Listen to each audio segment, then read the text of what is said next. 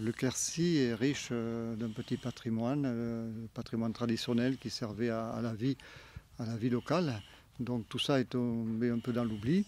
Et aujourd'hui, on a des propriétaires, des nouveaux propriétaires aussi, des associations qui le prennent en compte. Et aussi le parc naturel et régional des Causses du Quercy qui mène des actions permanentes au niveau du patrimoine, de la sensibilisation et de l'initiation.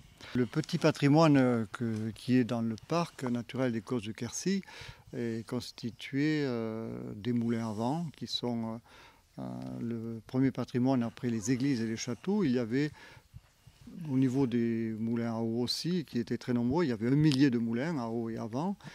Aujourd'hui, il en reste pas mal de sites et quelques-uns sont conservés. J'ai restauré ce moulin à vent il y a un peu plus de 30 ans, en 1976.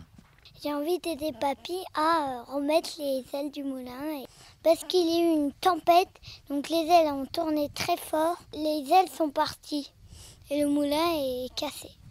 Notre projet qui est récent, c'est la création d'une association pour la sauvegarde des pierres sèches sur le causse de Cajar, entre Lot et Célé. Et là, depuis 6 mois, nous avons réalisé environ 100 mètres de murs restaurés et nous avons une trentaine d'adhérents. Voilà. C'est un engouement, les propriétaires veulent réapprendre et on se réapproprie un peu ce savoir-faire de façon à conserver cette identité forte des Causses puisque c'est le minéral. Alors en ce moment, on bâtit un mur. En plus, le mur il est déjà grand. Et c'est des pierres sèches, des pierres posées. Il n'y a pas de ciment. Il faut mettre des cailloux pour caler les pierres sèches. Il y a aussi ce que je qualifierais des savoir-faire, c'est-à-dire le patrimoine traditionnel qui est constitué par les fours à pain, les lavoirs, certains calvaires, des choses comme ça, qui est religieux. Donc là aussi, il y a un gros effort qui est fait et chacun a plaisir à conserver ce patrimoine.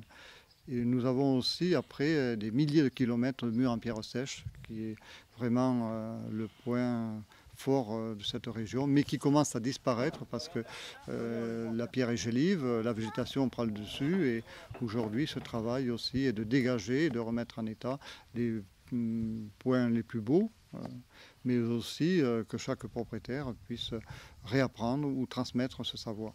Les anciens ils sortaient les pierres des champs pour pouvoir travailler, avoir de la terre et bâtir les murs pour le cadastre, pour délimiter les parcelles. Sur les cailloux, ils choisissaient les meilleures pierres.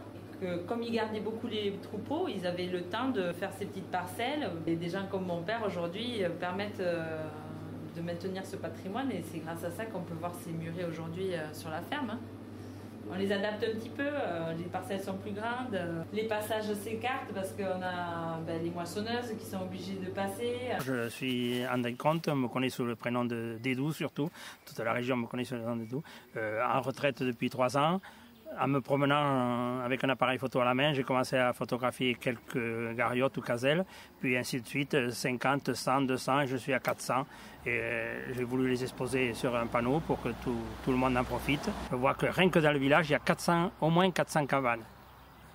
Et voilà.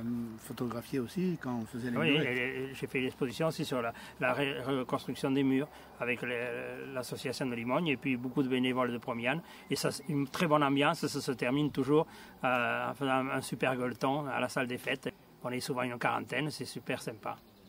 On est prêt à continuer. Je suis maire de la commune de Promiane et nous avons restauré les gariotes et avec l'association de Limogne, nous avons refait les murets tout autour pour améliorer le coin. Je crois que le patrimoine aujourd'hui est essentiel en milieu rural parce qu'il est complémentaire du tourisme et que dans les régions touristiques, c'est un but de visite, c'est un agrément, mais c'est aussi il a un rôle économique. Parce qu'il crée de l'emploi. Les murs en pierre sèche, il y a des artisans qui sont spécialisés aujourd'hui pour la restauration, par exemple, mais aussi l'entretien, l'aménagement des espaces sont nécessaires et des emplois se créent au niveau du patrimoine, que ce soit dans l'animation, dans les savoir-faire, dans la restauration ou même dans la création, puisqu'il y a certaines œuvres contemporaines aujourd'hui qui sont réalisées avec ce matériau. Et puis à un moment, on est allé à un lavoir. Juste à côté du lavoir, il y avait un château.